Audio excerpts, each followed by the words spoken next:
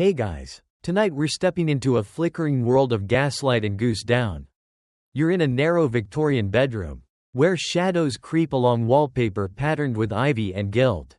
The fire hisses, the wind hums through the single-pane glass, and the bed, while majestic in carved walnut, feels more like a padded prison than a resting place. The mattress is lumpy, stuffed with feathers that poke at your back, and the pillow smells faintly of lavender, old newspapers, and mothballs. You pull the scratchy blanket up to your chin. But no, sleep refuses to come. Maybe it's the street sounds, the clop of horseshoes, the distant cough of chimney soot, a drunk reciting poetry outside the tavern. Or maybe it's your own head, replaying a stern doctor's words. You mustn't excite the nerves. Stimulation is the enemy of sleep. Great, that's helpful. So, before you get comfortable, take a moment to like the video and subscribe, but only if you genuinely enjoy what I do here. Let me know in the comments where you're tuning in from and what time it is where you are. I always love seeing who's awake with me. Now, dim the lights, maybe turn on a fan for that soft background hum, and let's ease into tonight's journey together. You lie there, waiting, you shift left, you shift right, you sigh deeply and wonder, did people in the past struggle with sleep like you do now? The answer, whispered through yellowed pages of dusty manuals, is a resounding yes. The Victorian era, with its tea trays and telegrams, was also a golden age of sleepless nights. The moment the sun set and gaslights hissed to life, anxiety stirred. Gaslight itself, flickering, uneven, wasn't just a mood setter for haunted houses. It was also a real-life headache inducer. Many Victorians swore it made their temples throb and their minds race. Some even covered the fixtures with dark cloth or turned them off entirely in bedrooms, opting for flickering candles instead, which were a different kind of fire hazard altogether. Let's not forget the feather beds. At first glance, they sound lovely, plush, warm, opulent, but these weren't your five-star hotel down comforters. They were often lumpy, uneven, and full of sharp quills. There's a reason mattress springs were such a big innovation. They kept you from sleeping like the princess on a pea. And above you, the ceiling, probably stained with years of candle smoke and coal dust. Some Victorian homes had ceilings so soot-coated that even blinking too hard might shake loose a fine black powder. Good luck relaxing under that. And yet, Victorians didn't complain so much about their surroundings. Instead, they blamed themselves. Insomnia, they believed, wasn't a medical issue, it was a moral failing.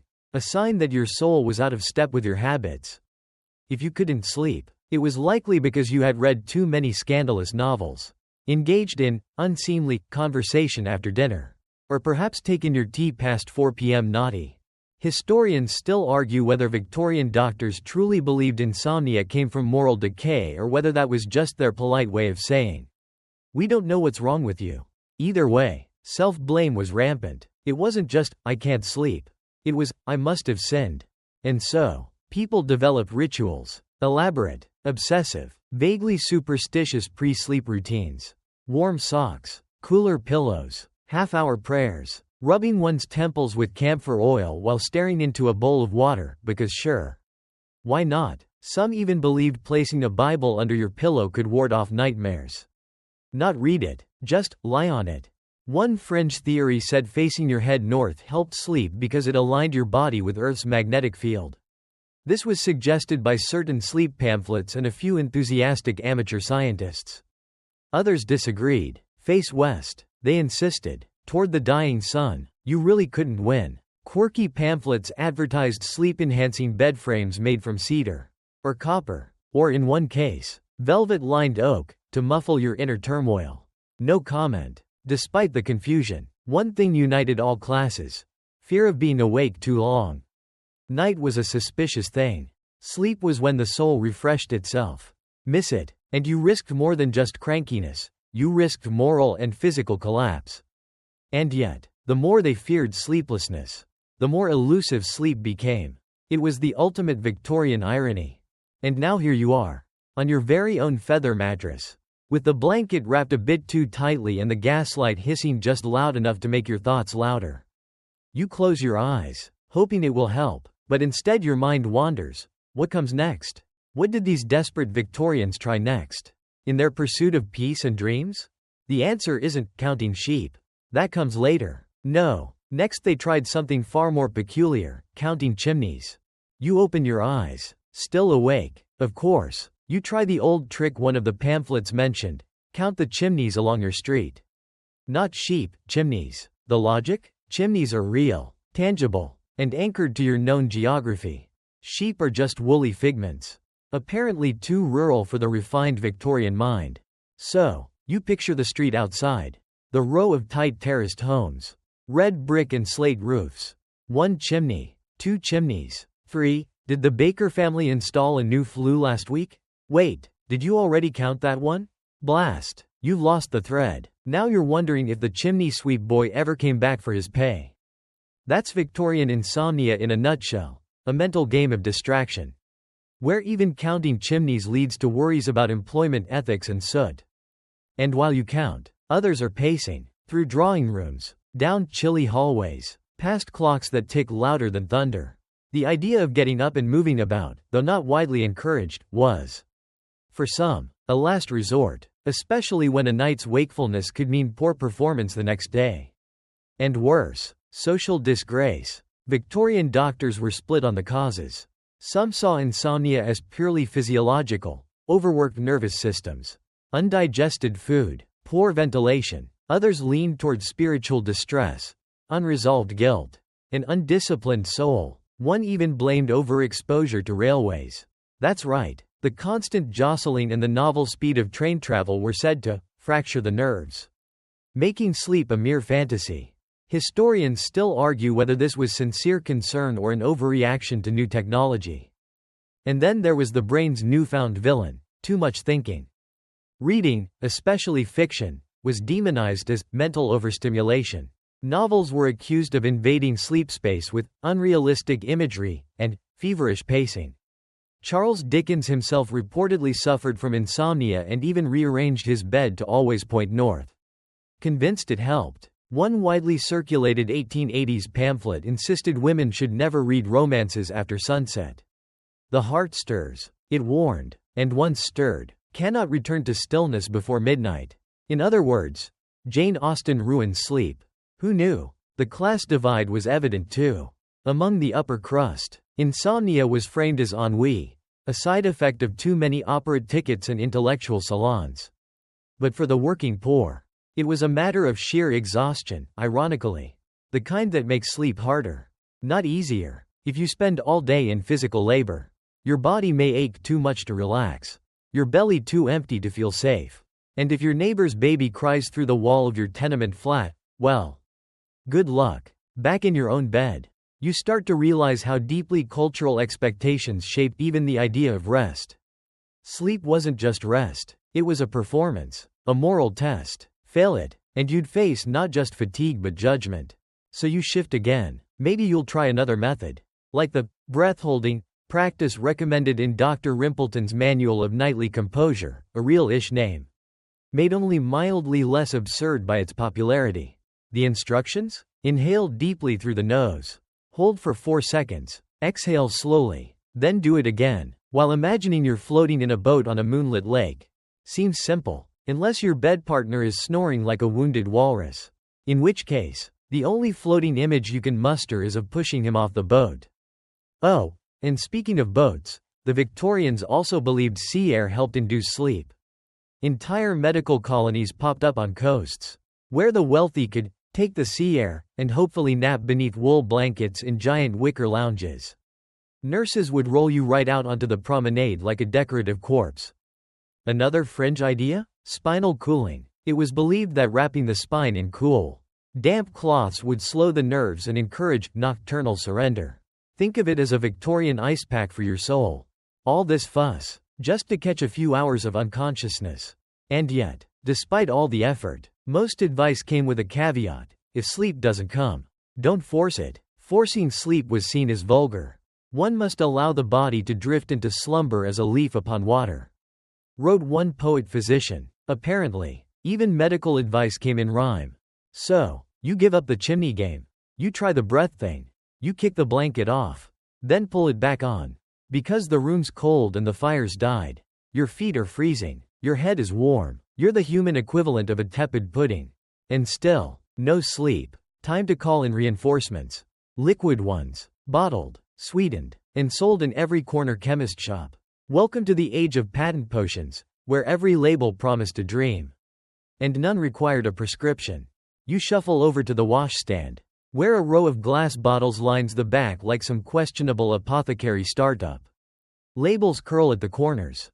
Corks stained with syrupy residue. The room smells faintly of licorice, peppermint, and something vaguely metallic, probably the smell of hope, disappointment, and morphine. You select a bottle. Dr. Chuzzlewit's night draft. Promises. Soothes the nerves. Calms the passions. Induces gentle slumber. Ingredients: water, alcohol, opium, and a pinch of mystery. No dosage instructions, of course. It's Victorian England. If it doesn't make your toes tingle or your vision blur, it's probably not working. This is the golden age of patent potions. These weren't just medications, they were dreams in bottles. Their names alone could lull you halfway to unconsciousness. Sleepy syrup, midnight comfort, nocturne elixir, the gentle repose, all sold legally, widely advertised, and wildly unregulated. Some were hawked by real doctors. Others by men with bushy beards and strong accents leaning heavily on charisma and sideburns. Historians still argue whether the average Victorian believed in these concoctions or simply used them out of desperation. After all, when you haven't slept for 4 nights, you'll try anything, even if it smells like cough drops and wood polish. You take a small sip. The taste is awful. Burnt licorice and prune. Your tongue goes slightly numb. Promising. The interesting thing? Many of these sleep tonics did work. Why? Because they were secretly packing the same ingredients now considered dangerous narcotics. Opium, laudanum, cannabis tinctures, cocaine wine. All dressed up in genteel packaging and sold without so much as a side eye. Even Mrs. Winslow's soothing syrup, marketed for teething babies, had enough morphine to knock out a small horse. And that was the point. Silence the child, silence the nerves, and let the household rest. No one asked what happened long-term, as long as the night was quiet. Of course, side effects were rarely mentioned. Dependency? Minor inconvenience. Hallucinations? Enhances dreaming. Death? Well, perhaps you were simply too fragile for this world. By the 1880s, some reformers began raising alarms. One doctor wrote in The Lancet that a worrying number of ladies present with dreams of falling from the ceiling and waking to find themselves biting their bedposts. Probably not ideal, but the bottles kept selling. You move on to another. Professor Biddle's sleepy elixir, with added lettuce essence. Lettuce? Yes. Victorians believed lettuce, specifically the wild kind, had sedative properties. One pamphlet recommended stewing it and drinking the broth before bed. Calms the blood, it claimed. You're not sure what that means. But it sounds both relaxing and faintly vampiric. Some concoctions were alcohol-heavy, with enough brandy or port to convince you the floor was made of clouds. Others relied on camphor, valerian, or even belladonna, yes, the same plant that, in high doses, causes blurry vision, dry mouth, and death. Fun. There was even one blend called Night Angel Drops that included chloroform. That's right, chloroform. The same stuff used by dentists and occasional Victorian murderers. Take a few drops and you'd be unconscious in seconds. Whether you woke up, that was the gamble. Still, the appeal was irresistible. These potions offered control, an illusion that you could master your body with the right recipe. That sleep wasn't a mystery, just a chemical puzzle. And yet, the very act of drinking something to induce sleep raised eyebrows among the moral elite. Was it proper? Was it womanly? Was it British? One etiquette manual sniffed. Only the mentally unmoored and the spiritually lax rely on bottle-borne slumber. In other words, suck it up and try chamomile like everyone else. But here you are, back in bed, warmth spreading through your limbs. The draft is working, or maybe it's just the placebo. Either way, your thoughts begin to drift. You imagine fields of lettuce. You picture a bottle with wings. You start to wonder, what if someone built a machine to help with this? What if sleep could be coaxed by bathing? Enter the world of hydrotherapy, a soggy, steamy, overly scheduled revolution in sleep hygiene. You're now standing ankle deep in lukewarm water, inside a porcelain tub the size of a horse trough. Welcome to the Victorian hydropathic method, a trend so widespread. They nearly replaced nightcaps with bathing caps. Hydrotherapy was considered both science and ceremony. The theory? Water, applied at the correct temperature and in the correct rhythm, could tame the nervous system, purify the blood, and, most critically, lure your rebellious body into a restful sleep. The practice? Well, it ranged from sensible to outright soggy madness. You reach for a towel, rough and the color of weak tea, while the water gurgles behind you. Doctors in crisp waistcoats believed that sleep depended on the perfect balance of internal heat and surface coolness. Too warm? You were inflamed. Too cool? Your soul might never return from its nightly wanderings. So began a schedule worthy of military drills. Take 1 lukewarm sitz bath at precisely 6:04 p.m., not 6 o'clock. Not 6:10. The pamphlet insists. You must startle the nerves without frightening them. Which, if you think about it, is asking your spinal cord to perform emotional ballet. You lower yourself into the tub. The temperature is ambiguous. Is this supposed to relax you or gently punish you? Hydrotherapy clinics were all the rage, especially for the middle and upper class who could afford weekend retreats to places like Malvern or Matlock. These spas weren't about indulgence, they were watery boot camps. Treatments included wet sheet wraps, cold douches, yes, those, and the infamous half packs, where you were wrapped like a soggy burrito and told to lie perfectly still for hours. Ideally while listening to dripping water and your own regrets. Historians still argue whether these methods actually helped, or whether patients just got so bored and cold that unconsciousness was the only escape. There was even a device called the clockwork bath.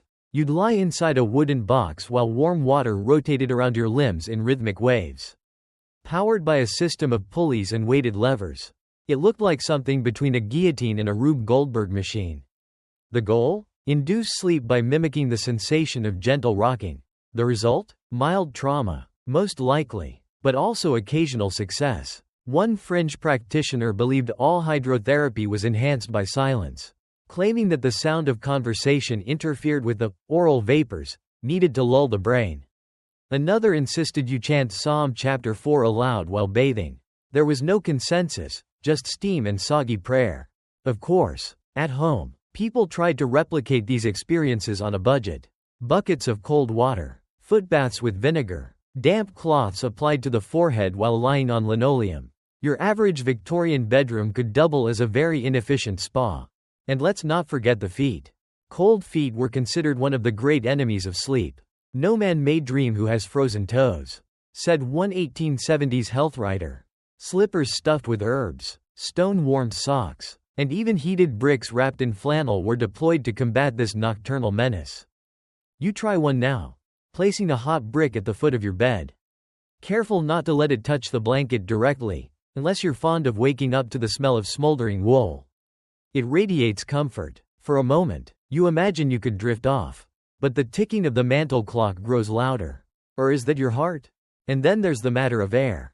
Good sleep, it was believed, depended not just on temperature and moisture, but on airflow. Windows were cracked just enough to let in fresh breeze without offending the lungs. Some insisted on sleeping outdoors altogether, on balconies, in garden sheds, even hammocks hung under covered porches. One countess reportedly napped nightly inside a greenhouse because she believed leafy breath eases troubled dreams.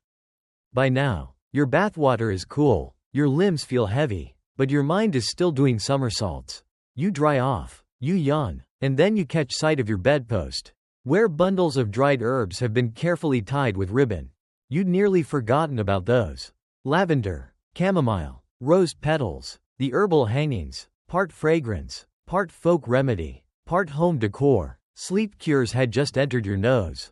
You slip beneath the covers again, still a bit damp, but at least your feet are no longer icy bricks of despair. The scent in the room has changed.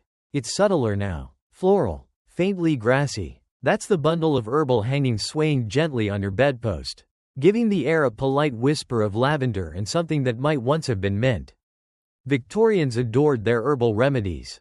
It wasn't just science, it was also deeply personal, nostalgic, even spiritual, a kind of homegrown spellcraft for the middle class. Every respectable household had some combination of dried lavender, chamomile, valerian root, lemon balm, and, if they were feeling adventurous, hops.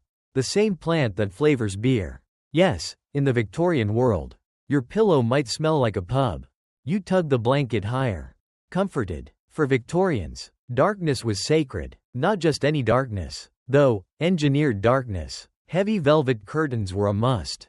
Thick enough to blot out moonlight, lamplight, and even the occasional lightning strike. Some curtains were so dense they absorbed noise, smell, and joy. Total blackout was believed to be the surest path to sleep, especially for nervous types. The reason? Moonlight was considered dangerous. Yes, the moon, the soft, gentle orb that inspires poets, was blamed for nightmares, madness, and even physical illness. Lunacy, after all, shares its roots with Luna.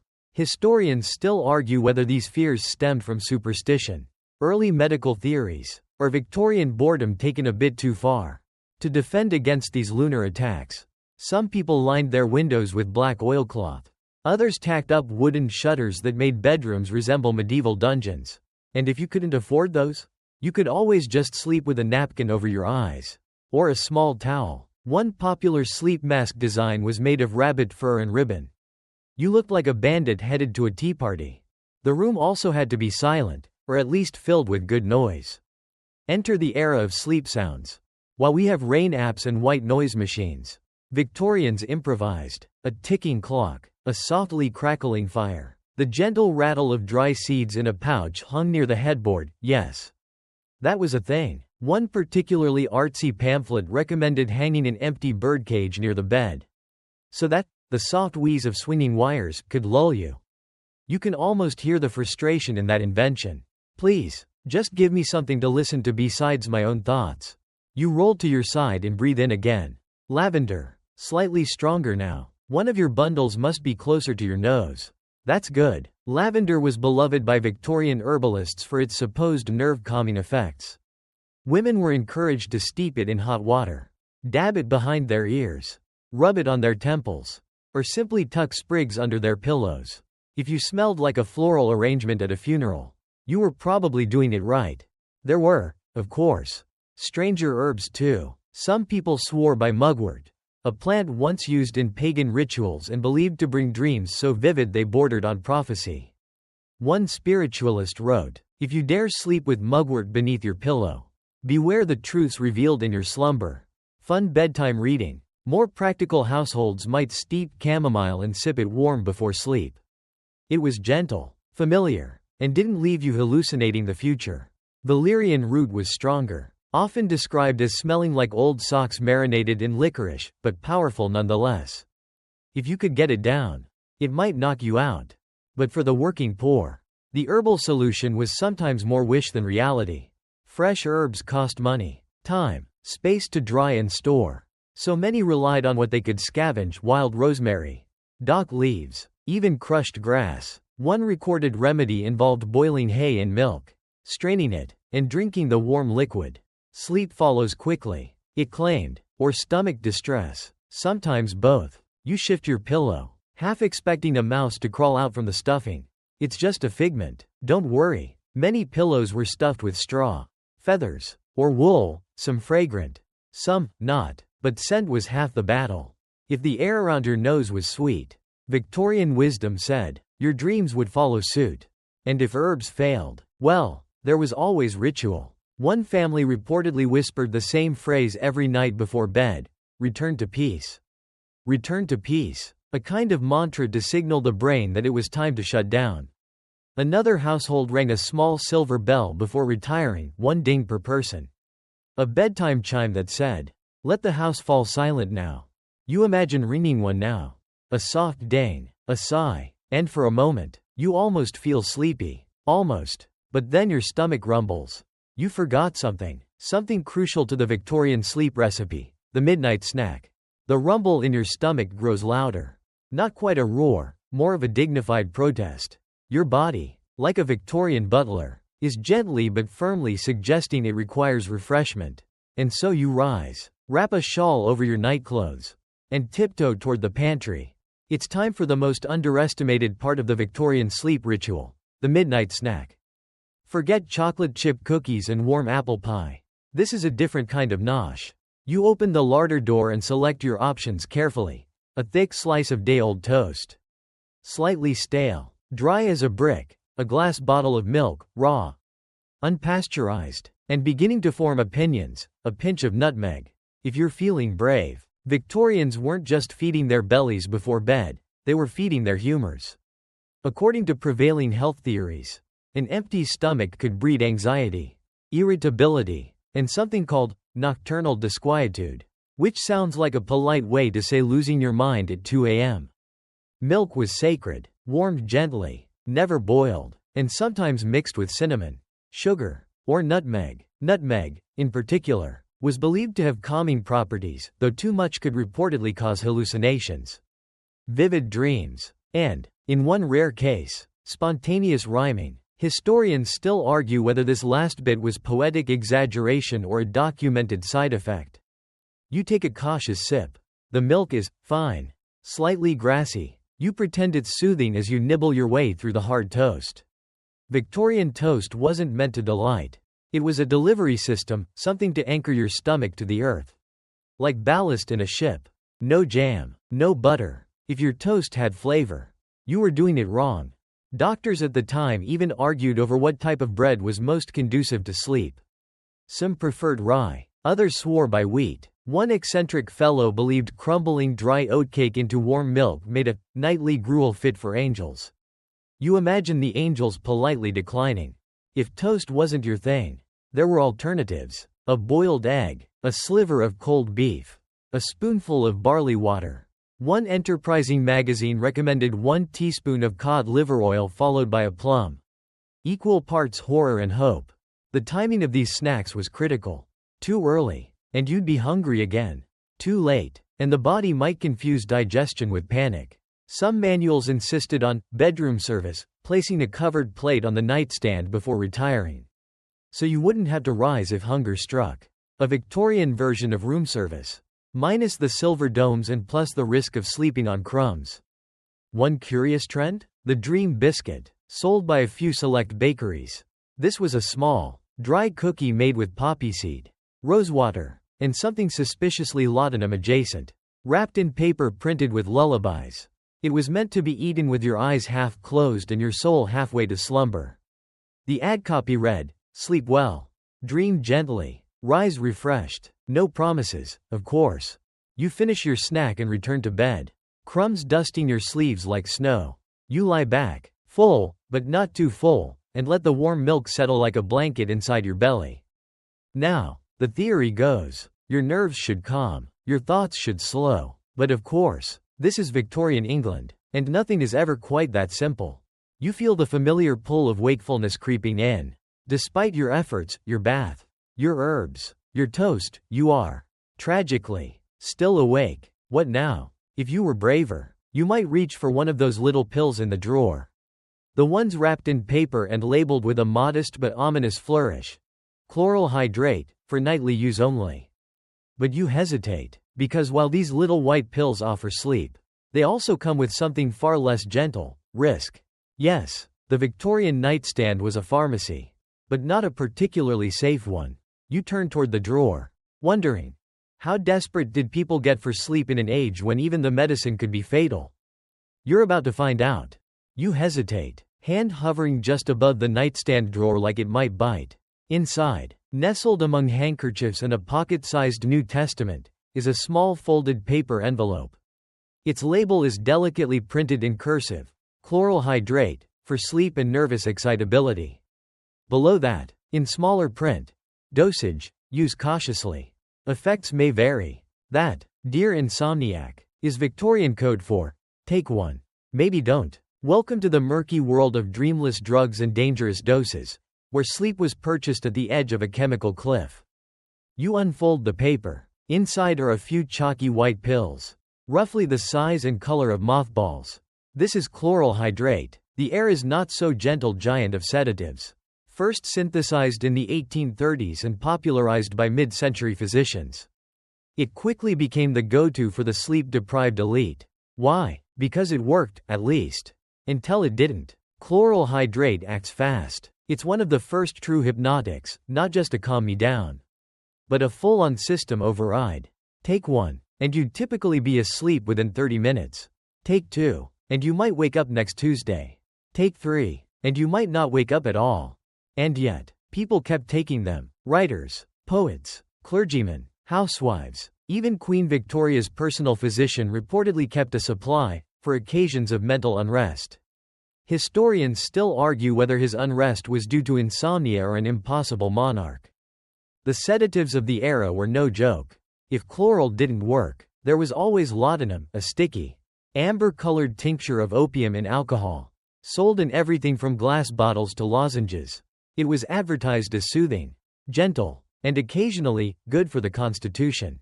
It was also addictive as sin and, in high doses, lethal. Anecdotes from the time tell of nighty nights that turned into permanent naps. One diary recounts a gentleman who took half a dram too much and awoke in a canal, fully clothed, upside down. Another described taking 3 drops too many and dreaming he'd been knighted by a pig. Either way, it worked. You toy with the pill. It's a desperate act, reaching for this kind of sleep. Not the gentle drift of warm milk and soft pillows, but the blackout curtain drop, the full body power cut. The moment your head hits the pillow, you're gone. No dreams, no tossing, no whisper of moonlight. But this wasn't just about sleep. It was about control. For a Victorian insomniac, rest wasn't simply a health issue, it was a measure of social fitness. You were supposed to rise early, work hard, and be cheerful by breakfast. Fatigue was considered weak, even deviant, so when sleep wouldn't come naturally, people turned to chemistry. Even children weren't spared, though less common. Some households administered sleep powders to restless toddlers. These often included small doses of morphine or cannabis tincture. Nothing says bedtime like medical marijuana for infants. Of course, there were side effects: night sweats, memory loss, stomach cramps, nightmares so vivid one doctor claimed they could fracture the soul. But these were considered acceptable risks, provided one could function the next day and, above all, look respectable. The most tragic users were those who spiraled. Chronic sleeplessness led to chronic drug use, which in turn led to full-blown addiction. Famous writers like Wilkie Collins openly admitted to being in the embrace of laudanum, even as they penned novels warning against its use. One patient reportedly drank so much chloral he began to hallucinate conversations with his own furniture. "The armchair is cruel today," he wrote. "It denies me warmth." Some doctors tried to intervene. They warned about dependency, tolerance, and the long-term toll on the brain. A few forward thinkers even suggested that sleep should be pursued by kindness, not conquest. But those voices were drowned out by pharmacy bells and late-night desperation. You stare at the pill a moment longer. You imagine it melting into your veins, your breath slowing, your thoughts stopping, finally, mercifully, like a train pulling into a dark, silent station. But you set it down. Not tonight. Instead, you roll onto your back and consider the other great battleground of the Victorian bedchamber: sleep posture. Because, of course, there's a correct way to lie down. And Victorians had opinions. Oh, did they ever? You lie there on your back, arms awkwardly at your sides like a cadaver in a polite coffin. Is this right? Is this optimal? According to at least 5 different Victorian manuals, you're either about to sleep like royalty or wake up with a crick in your soul. Because in the realm of sleep posture and pillow theories, the stakes were surprisingly high. Victorians believed your sleep position said something about your character, your morals, and possibly your bowel health. Lying flat on your back? Ideal for gentlemen, soldiers, and those hoping to avoid unsightly wrinkles. But don't dare cross your arms over your chest. That was considered funereal. Never sleep as if already buried, warned Dr. Langley's Guide to Restful Repose, a book with both the tone and softness of a brick. Side sleeping was acceptable, preferably the right side. Why? Because it was believed that the heart tilted slightly left, and lying on that side might press down the passions, which is Victorian for have weird dreams and digestive gas. Some even went further, saying that left-side sleeping made one more prone to nightmares, melancholia, and impure thoughts. No citation, just vibes. Curling up? Tolerated for women and children, frowned upon for men. The fetal position suggested fragility. Or worse, regression. And sleeping on your stomach? Absolutely not. Prone sleep arrests the soul, claimed one pamphlet, though no one explained what that meant or how they knew. You turn to your right. Your pillow crunches slightly beneath you, not in a comforting, down-filled way, but in a something just shifted inside their way. Victorian pillows were filled with all kinds of material: goose feathers, horsehair, moss, even millet husks. Some were adjustable. Others were like resting your head on a burlap sack of rage. Pillow height was a science. Too high, and you might develop neck pride, a fictional condition wherein your posture becomes haughty and socially alienating. Too low, and you risk chest collapse, a term doctors used to describe something that sounds like bad sleeping and worse breathing. Some guides insisted on 2 pillows, one for the head, one tucked under the knees to elevate the legs and ease the lower organs. Others preferred none at all, advocating for natural slope and alignment with the Earth's magnetic field. Remember Dickens's bed, pointed north? He wasn't alone. Compass-guided slumber was the trend for a while, especially among literary types and slightly nervous aristocrats. Historians still argue whether any of this made an actual difference, or whether the fussing over pillow height and spinal incline was just a sleep-deprived society trying to feel in control. Because nothing says panic like shouting at your bedding at 3 in the morning. Some Victorian bed frames even came with built-in wedges to elevate specific body parts. One famous case involved a man who slept with his knees elevated to prevent nocturnal swelling of the calves. Another swore by raising his head and feet so he resembled a very confused seesaw. Even the way you arranged your sheets mattered. Tightly tucked corners implied orderliness. Loose blankets suggested moral laxity. One etiquette manual warned against over-coziness, claiming it could breed laziness and invite dreams of excess. Imagine waking up and being judged by your duvet. Peak Victorian. You try not to move. You try to align your neck at a 45-degree angle. You try to ignore the fact that you've thought more about pillows tonight than you have in your entire life. But then something shifts. The clock ticks, a floorboard creaks, and a noise, faint, nasal, distinctly human, slices through the stillness like a butter knife through stale toast. Ah yes, that sound. Snoring. You forgot about the snoring husbands and screaming clocks. As if you needed another barrier between you and rest. There it is again, that soft but insistent sound. Like a dying accordion being hugged too tightly in the dark. A wheeze, a snort, a brief silence. Then, the snore returns. You lie frozen in bed, eyes wide open, as the room transforms into a sonic battlefield. You're under siege by your own partner's nose. Welcome to the not-so-silent war of snoring husbands and screaming clocks. 2 of the most persistent obstacles to Victorian slumber. Victorians may not have had leaf blowers or motorcycle alarms, but they did have the deadly duo of nasal obstruction and mechanical timekeeping. Together, they formed a relentless duet, one organic, one man-made, each uniquely talented at ruining your night. Let's start with the snoring. Back then, snoring wasn't just annoying, it was practically diagnostic. Medical manuals listed it under noises of distress, alongside coughing, flatulence, and emotional sighing. A truly thunderous snore could be interpreted as a sign of nervous congestion or throat melancholy, the latter of which sounds like a Victorian blues band. Some remedies were charmingly useless. Sleeping with a silk ribbon tied beneath the chin to anchor the jaw, or placing a book under your partner's back to encourage side sleeping. One enterprising doctor recommended taping a small bell to the forehead, so that if the sleeper turned face up, the bell would ring, thus waking them, and everyone else. Historians still argue whether any of these treatments were based on research or just marital desperation. And yet, snoring was treated delicately in public. It was considered impolite to mention it outright. Many women referred to it obliquely in letters. My dear Reginald played his usual nocturnal trumpet. Or, father's sleep growls returned with the fog. Sleep diaries sometimes described nights as interrupted by throat symphony. You shift in bed again, burying one ear in your pillow. No use. The snoring continues, rhythmic, theatrical, occasionally punctuated by an alarming wheeze that makes you wonder if he's doing it for attention. Then there's the second enemy, the clock. Tick, tick, tick, Tick, no matter how far you bury it under the doily or muffle it with a wool sock. Its voice pierces the room. And it's not just any clock, it's a wind-up, brass-faced, domed menace. The kind that ticks like it's judging your life choices.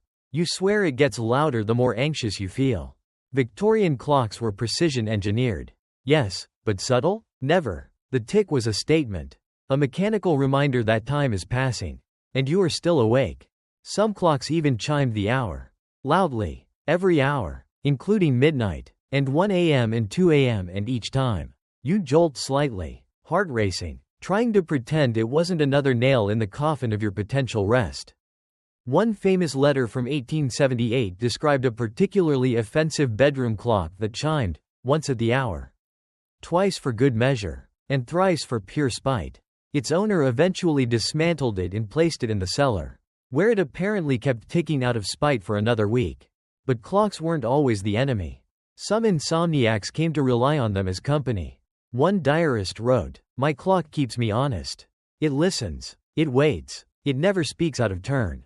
The poor soul had clearly snapped, but respectfully. You glance at your own clock now.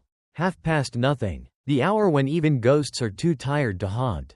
You start to wonder if the combination of noise and pressure is what kept so many Victorians hovering on the edge of sanity. Some tried to escape it all by leaving the bedroom. Yes, midnight wanderings were a thing. Tiptoeing through the drawing room in your slippers. Lighting a candle just to watch it flicker. Pretending to be a ghost in your own house. All very normal. Others tried more drastic solutions. One magazine from 1893 described a silent sleep chamber built by an eccentric bachelor in Sussex. He lined the walls with cork, suspended the bed from the ceiling with ropes to avoid floor creaks, and slept with earplugs made from wax and sheep's wool. A marvel of engineering. He died alone, but very well rested. You begin to feel the weight of fatigue press gently against your limbs. Maybe the noise has become background. Maybe your body is giving up. Or maybe, just maybe, it's time to consider outside help. Not medicine, not milk, not posture or pillows, but a man with a pocket watch and a mysterious mustache. That's right, you're off to your first Victorian hypnotist. You find yourself in a drawing room that smells faintly of tobacco, furniture polish, and a healthy dose of charlatan confidence. The gaslight is dimmed, the curtains are drawn, a ticking metronome pulses softly in the background. Across from you, seated in a brocade armchair, is a man with the kind of mustache that requires daily whispering to grow properly. He leans forward, eyes gleaming, voice like warm syrup poured onto velvet. "You will sleep," he murmurs. "You are sleepy? Welcome to the bizarre, booming world of Victorian hypnotists and magnetic healers, where every restless mind was seen as a pocket watch swing away from salvation." Hypnosis, or mesmerism, as it was originally called, was the latest rage among the fashionable and frazzled. First popularized by Franz Mesmer in the 18th century, it hit its peak in Victorian England, where it took on a dramatic, theatrical air. There were public demonstrations in rented halls, private sessions in velvet-draped parlors, and the occasional rogue hypnotist plying his trade in railway stations and barbershops. You shift in your chair as the hypnotist begins to wave his silver-tipped cane slowly, methodically, in front of your eyes. "Focus," he whispers, "not on me, but on the stillness within you." You do as you're told, mostly because arguing with this man would require far more energy than you currently possess. Victorians believed hypnotism could cure everything: insomnia, anxiety, nail-biting, nightmares, and the tendency to write gloomy poetry. Historians still argue whether it ever actually worked or whether it simply gave people permission to relax. Which, honestly, might be the same thing. Some doctors dismissed it as quackery. Others began cautiously integrating it into mainstream medicine. Prestigious journals ran articles titled things like, "On the Use of Mesmerism in Cases of Persistent Wakefulness," aka, "How to Gently Jedi Mind Trick Your Patient into a Nap." Of course, the fringe healers took it further.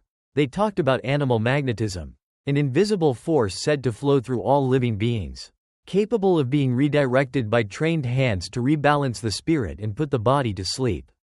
One popular method involved the healer slowly sweeping their hands over the patient's body, never quite touching, like they were dusting off invisible cobwebs of anxiety. You remember reading about a man who claimed he could magnetize a teacup. "Drink from it," he said, "and you'll sleep till Thursday." The drinker slept through a burglary, a thunderstorm, and a visiting aunt. Impressive. Other hypnotists relied on theatrics, flowing capes, incense, dramatic Latin incantations whispered just before the subject's eyes fluttered shut. Some carried pendulums, some used spinning wheels, others merely pointed and said, "Now." You half expect your hypnotist to produce a dove from his sleeve at any moment. He doesn't. Instead, he asks you to imagine a staircase. 10 steps down, each one deeper, softer, slower. You picture it. Velvet carpet, candlelight, a silence you can almost step into. But it's not quite working. Not yet. Your brain won't let go. You're thinking about dinner, about toast, about that weird dream you had about Queen Victoria on a unicycle. The hypnotist sighs softly and begins again, slower this time, as though speaking to your bones. It's oddly comforting, whether or not it works. The process is undeniably cozy. The room is warm, the voice is soothing, and for once, someone else is in charge of your sleep. There were skeptics in the Victorian era, of course. Critics claimed hypnosis was merely play acting, or an invitation to spiritual contamination. One clergyman warned it left the mind open to demonic suggestion. Though it's unclear whether the demon was supposed to help or just take notes. Still, some real medical breakthroughs happened under hypnosis: teeth pulled without pain, memories recovered, phobias reduced, and, perhaps most relevant tonight, a few lucky souls who hadn't slept in weeks found themselves dozing off mid-session. Mouth slightly open, snoring like a blessedly unplugged accordion. You're close now. Your limbs feel heavy. The mustached man's voice is a distant murmur. Like wind through velvet, you're walking those imagined steps. Step 8, Step 7, Step 6. But then, a loud cough from the hallway. The moment breaks. You're still in the chair. The hypnotist sighs, presses a peppermint into your palm, and assures you, it sometimes takes more than one session. You thank him politely, even though you're now wide awake again. The moment of surrender gone like a missed train. You stumble back into the night, cheeks cold, body weary, and with a creeping suspicion that maybe what you need isn't another session, but perhaps a daytime solution. Because some Victorians, it turns out, tried to solve nighttime insomnia by doing nothing all day. You head home to test the next prescription, the fainting couch. You arrive home and collapse, gracefully, of course, onto a velvet chaise lounge that has seen more sighs than a minor Shakespeare character. It's mid-afternoon, the fire is low, and a copy of the Illustrated London News slips from your hand as your eyes flutter half-closed. Welcome to the aristocratic magic of the Fainting Couch Diaries. A solution to sleepless nights that involved, quite paradoxically, lying down for most of the day. Yes, the Victorian rest cure was real. And no, it wasn't just for the hysterical heroines of Gothic novels. It was a full-blown medical treatment. Prescribed for everything from insomnia to melancholia to excessive ambition in women. The theory? If the body never exerted itself, it would forget how to be anxious. Rest cures were especially popular among the upper class, who had the luxury of doing absolutely nothing with a kind of performative elegance. You were advised to lie down, preferably in a drawing room, preferably near a window, preferably in something with lace, and simply exist in horizontal form. Some physicians took this to wild extremes. You weren't just resting, you were forbidden from reading, writing, knitting, conversing, or, brace yourself, thinking deeply. One doctor wrote, mental excitement interrupts physical recovery. Another insisted on, no laughter. You were to drift, to breathe, to maybe blink slowly. That was the assignment. Historians still argue whether this was effective or simply a way to get troublesome patients out of the way. Especially women. Particularly educated women. The most infamous case? Charlotte Perkins Gilman, whose short story The Yellow Wallpaper was based on her own experience with the rest cure. She was told not to write. So, naturally, she wrote a horror story about going slowly mad in a room with hideous wallpaper. Soothing. Still, for some people, it worked, at least temporarily. The enforced stillness, the routine of meals and naps, the sense that someone else was taking control, it all had a soporific effect. And for Victorian men, too, there were variations. sea air retreats, hot mineral baths, and masculine lounging, which mostly involved cigar smoke and soft cushions.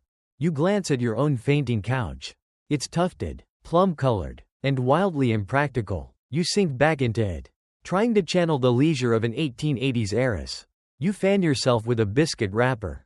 You exhale dramatically. It's working, sort of. Of course, not everyone had the option to lounge all day in embroidered boredom.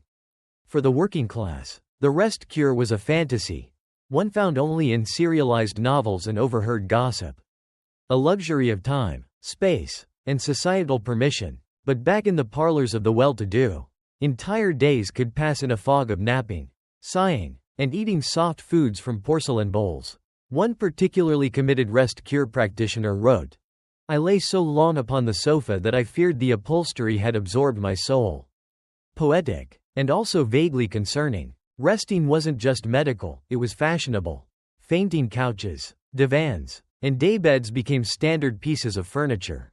Interior design literally adapted to accommodate sleep-deprived patients in their decorative decline. And yes, they were called fainting couches for a reason. Tight corsets, poor nutrition, and general drama often caused Victorian women to swoon without much provocation. But they were also handy for day naps, melancholic reveries, and gazing out of windows while thinking tragically about a letter you haven't received.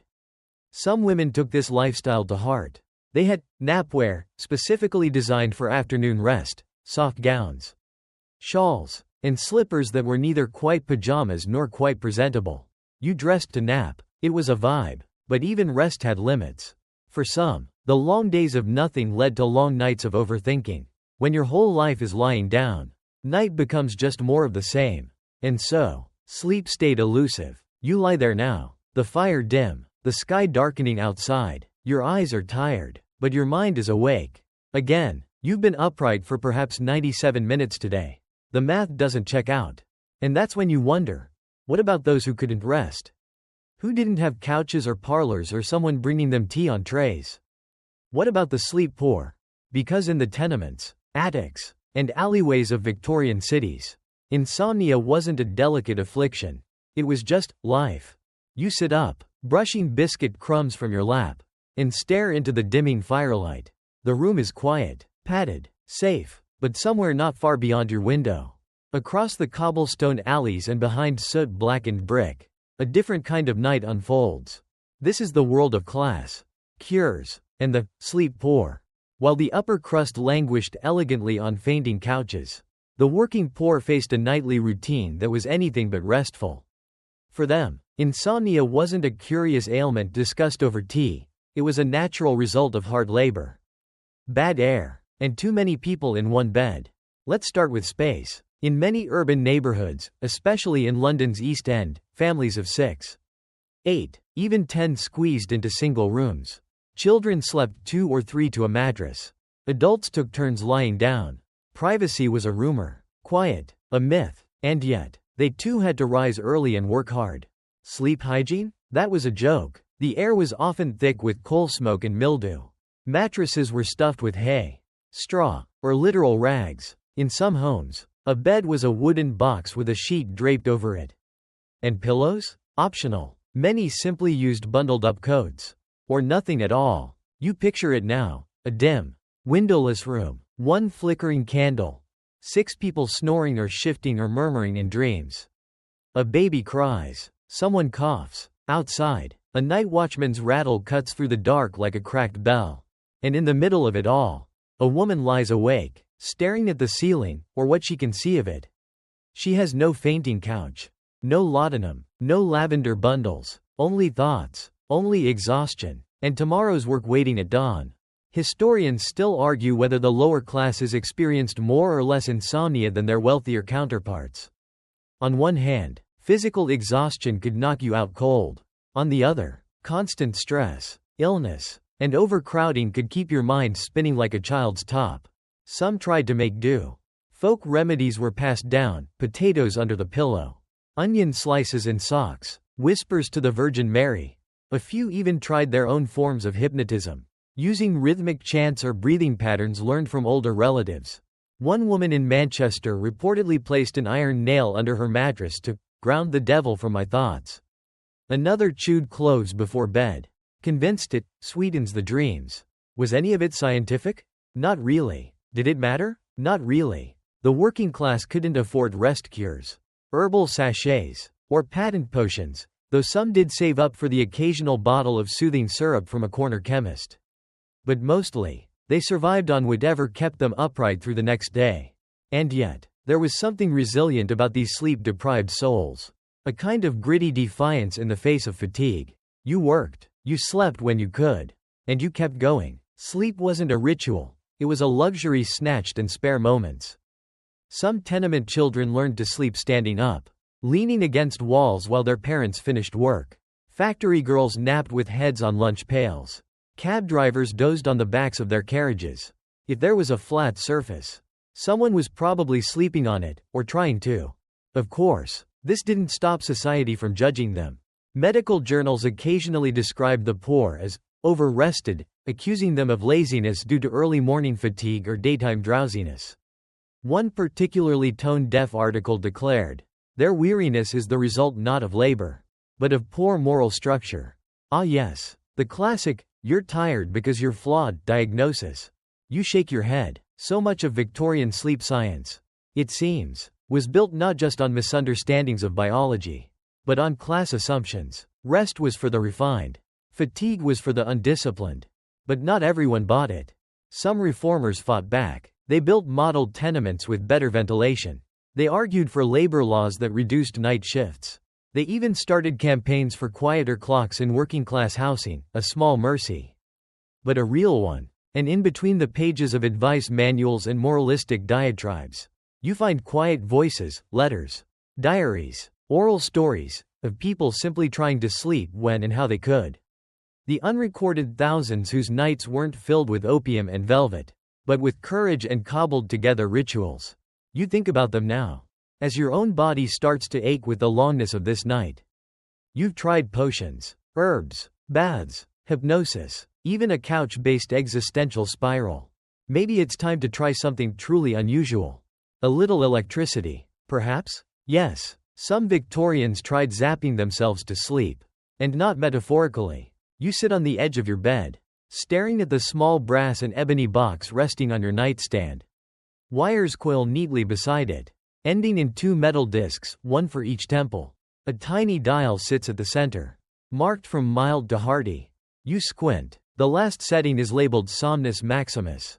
Encouraging. You've officially entered the electric era of Victorian sleep cures. Welcome to the very real, very strange world of the curious case of electric sleep. The 19th century was obsessed with electricity.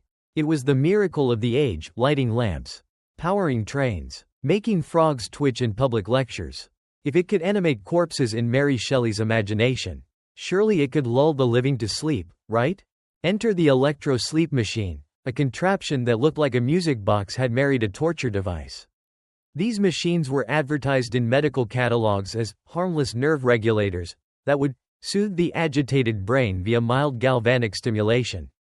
In practice, they delivered low-voltage zaps directly to the head, spine, or hands, depending on your particular brand of sleeplessness. You strap in the electrodes, just for the historical experience. They're cold, slightly sticky. You turn the dial to gentle tap. A faint buzz begins, like a mosquito with a sense of responsibility. It tickles your scalp. Your eyebrows twitch involuntarily. Some versions of these devices were hand-cranked. Others had wind-up mechanisms that delivered current in rhythmic pulses. There were also portable models, sleep batteries, worn on a belt around the waist, humming like polite bees. Historians still argue whether these devices had any true physiological effect or simply distracted users long enough for the placebo fairy to arrive. But there's no denying, people bought them, used them, praised them, and occasionally caught fire because of them. One woman wrote that she fell asleep instantly the first time she used her electric pillow regulator, though she admitted that her dreams involved a talking raven and a game of chess with Queen Elizabeth. Side effects. Presumably, the science behind it, at least as Victorians understood it, was that electric currents could reorganize nerve pathways, mollify emotional disruptions, or coax the spirit into harmonic repose. These are very fancy ways of saying we don't know what this does. But it tingles and seems promising. Some physicians were more cautious. One warned that repeated use might cause nerve fermentation, a diagnosis that sounds both alarming and delicious. Another expressed concern that these devices might reprogram one's sleep in too permanent a fashion. That's right, sleep too well and you might never wake. Victorian logic was a thrilling roller coaster. Not all electric sleep machines were so dramatic. Some were passive conductors, like metallic plates sewn into pillowcases or copper bedsheets that were believed to draw out magnetized toxins. One inventor suggested placing iron filings beneath the bed frame to magnetize the mattress. Another patented the lunar sleep ring, a silver hoop worn on the toe that was supposed to sync your biorhythms with the moon's vibrations. Of course it didn't work, but people swore by it, because in the fog of insomnia, belief is half the cure. You lie back, electrodes gently humming. There's a strange comfort in the buzz, the faint warmth on your temples. You imagine your thoughts flickering like gaslight, dimmed, distorted, softened at the edges. A part of you begins to surrender. You wonder, fleetingly, what it might have been like to be one of those sleep experiment volunteers, sitting in a chair while two men in lab coats twist knobs and mutter things like, increase frequency to 10 torques. You picture a room full of dozing Victorians, heads slumped forward like overripe pears, bathed in gentle zaps and wishful thinking. But no cure lasts forever. And not everyone wanted to lie still. Some took their insomnia and ran with it, into the night, into the dark, into the great beyond, because for some Victorians, when you couldn't sleep, you didn't try to fight it. You tried to contact the dead. The candle sputters. The room is quiet, too quiet. You glance at the clock, past midnight. Again, you should be asleep. Instead, you're sitting at a round table draped in velvet, surrounded by strangers who refuse to whisper. One of them is weeping into a lace handkerchief. Another grips a locket like it's a life raft. The medium enters. She's wearing black from collar to cuff. Eyes half-lidded, a single strand of amber beads swaying with each exaggerated breath. She raises her hands. The veil is thin tonight. She intones, and the spirits are restless. Welcome to the flickering, candlelit world of late-night seances and sleepless spirits, where insomnia became a doorway, not to dreams, but to the dead. Victorian England had a ghost problem. The living just wouldn't leave the dearly departed alone. And vice versa. Spiritualism exploded during the 19th century. Partly because of high mortality rates and partly because everyone needed something to do after 11 p.m. when sleep stubbornly refused to arrive. Historians still argue whether this movement offered comfort or chaos. But one thing's clear. Night was seance time. The theory was simple. Spirits were most active at night. And the human mind, drowsy, vulnerable, full of tea, was more receptive. You sit at the table, hands lightly touching your neighbor's, as the medium closes her eyes and breathes deeply through her nose. Someone knocks 3 times, maybe on the underside of the table. Maybe not. A glass trembles. A candle flickers dramatically. You suppress the urge to yawn. Was this real? Was it performance? Or was it just another way for the sleepless to feel not so alone? Some seance attendees genuinely sought contact with loved ones. Others came for entertainment, or because the idea of something happening, anything, was better than lying in bed for 5 hours listening to your own heartbeat. Mediums were the insomniac's new pharmacists. Instead of prescriptions, they offered messages from beyond. And if those messages were vague, poetic, or completely fabricated, well, at least someone was talking to you in the middle of the night. The tools of the seance were as theatrical as they were creepy. Spirit trumpets, slate writing, Ouija boards, bells that rang themselves. One famous medium reportedly made ghostly hands appear under the table using gloves on sticks. Victorian creativity truly knew no limits. Sometimes, these gatherings turned dramatic. A particularly restless spirit might demand forgiveness, or revenge, or a decent mattress. Some sitters fainted, others wept. A few fell asleep mid-summoning, ironically achieving the night's original goal by completely missing the grand finale. But not everyone needed a professional medium. Many hosted DIY seances at home. The recipe was simple: a quiet room, a candle, some meaningful trinkets, and a willingness to believe. Entire books were written on how to summon your Aunt Mildred for guidance on when to plant potatoes or find missing socks. For the sleepless, these rituals offered structure, a reason to be awake, a purpose to the restlessness. Instead of lying in the dark wondering why you couldn't drift off, you could pretend it was because someone from the spirit world had something urgent to say. And in a way, the seance replaced the sleeping pill. Not with chemicals, but with narrative. It turned insomnia into a mystery. A story you were helping tell. You weren't just failing to sleep, you were bearing witness. Of course, critics abounded. Clergymen warned of dabbling in darkness. Doctors worried about the effect on fragile minds. One article claimed seances increased spiritual humidity in enclosed spaces.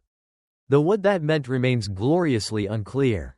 Still, even skeptics had to admit, people who regularly attended seances sometimes reported better sleep. Perhaps not due to ghosts, but from the sheer ritual of it, the dim lights, the lowered voices, the sense of closure, the collective sigh after the final knock. You now lie in bed again. Finally, the seance is over. The air still smells faintly of beeswax and drama. Your eyes are heavy, your limbs calm. Maybe tonight will be different. But before you drift off, one last thought flickers through your mind like the end of a candle wick. Is sleep just the absence of wakefulness, or a little death of its own? Either way, it's time to let go. Time for silence. Time for the final chapter. Pills, ghosts, and good night. The room is dark now. Quiet. The seance is behind you. The electric tingle faded. The milk long since settled in your belly. You lie in bed, finally still, wrapped in the folds of every remedy Victorian society could throw at the problem of wakefulness. And yet, you're not quite gone. Not yet. You stare up at the ceiling, the old plaster curves catching the faint shimmer of gaslight leaking through the cracks in the curtain. In your hand rests a small glass vial. It clinks softly when you shift. The label has mostly rubbed off, but you know what it is. This was the final solution for many in the 19th century. The chemical coup de grace. Sleeping pills, ghosts, and good night. The line between remedy and escape grew thinner as the Victorian era marched toward modernity. The early promise of laudanum and chloral hydrate gave way to stronger, more scientific options: bromides, barbiturates, and compounds with names that sounded less like potions and more like formulas. One doctor referred to these as slumber's scalpel, precise, effective, and not to be trusted in the hands of amateurs. But in reality, everyone was an amateur. Chemists sold pills over the counter with little guidance. A box of 10 might last a month, or a single sleepless evening. Depending on your nerves and your faith. You place the vial back on the table. Not tonight. You've tried enough. The ghostly rituals and electric gadgets may have added drama, but the fundamental truth remained the same. Nobody really knew how sleep worked. And they were terrified of that fact. Sleep was treated as a mystery. A punishment, a moral barometer. Did you deserve rest? Had you earned it? Were you pure enough in soul, clean enough in diet, quiet enough in mind? Or would you lie there, judged by the moon and your own racing thoughts? Historians still argue whether the Victorians were more anxious about sleep because they lacked answers, or because they had too many. Competing theories created a storm of advice. Lie on your back, lie on your right, eat more, eat less, drink hot milk, never drink after sunset, take a cold bath, take a hot one, pray, count, read, don't read, hypnotize, be hypnotized. And the irony? Some of the most sleep-deprived figures of the era were the very ones writing the advice. Physicians burning midnight oil by candlelight, scribbling out new theories while sipping their own nerve tonics. Social reformers wide awake in their cramped studies, wondering if working-class children would ever know a peaceful night. Mediums keeping one eye open, just in case Aunt Mildred had more ghostly opinions about potato planting. You lie back and let it all fade. The gaslights, the fainting couches, the peppermint-scented electrotherapy, the ticking clocks, and the chin-strapped husband snoring like victorious bagpipes. It's just you now, you, and the slow tide of sleep finally pulling you under. In the end, maybe the Victorian quest for sleep was less about finding a solution, and more about creating a ritual. A story, something to do while waiting for the mind to let go. So tonight, you tell yourself the same thing someone once whispered to their candle in 1883. in a little terraced house above a baker's shop. Sleep is coming. It always does. And you believe them. You close your eyes. The room goes soft. Let's drift. And now, as your breath deepens and the story fades, let's let go of the lace curtains and velvet daybeds. Let the gaslight dim, and the faint ticking of clocks soften into something slow, something rhythmic, something distant. Feel your limbs sink into the mattress beneath you, warm, steady, supported. There's no need to hold your posture. You're not being watched. You're not being judged. You're simply here. The ghost has gone quiet. The vial is untouched. The hypnotist has packed his watch and left the building. The house around you is still. No footsteps. No rustling of skirts. No creaks in the hallway. Just silence. Gentle and deep, like a velvet ribbon unwinding in the dark. Let your thoughts drift, not sharply, but like mist rolling over a moor, soft, aimless, slow. If a thought comes, greet it, and then let it pass like a carriage in the night. There's nothing left to fix. No cure to seek. No list to remember. The only thing that matters now is the feel of your breath, the heaviness of your eyelids, and the stillness that wraps around your shoulders like a shawl. You are safe here. And sleep, silly, stubborn, sacred sleep, is already here. Let it take you. Good night.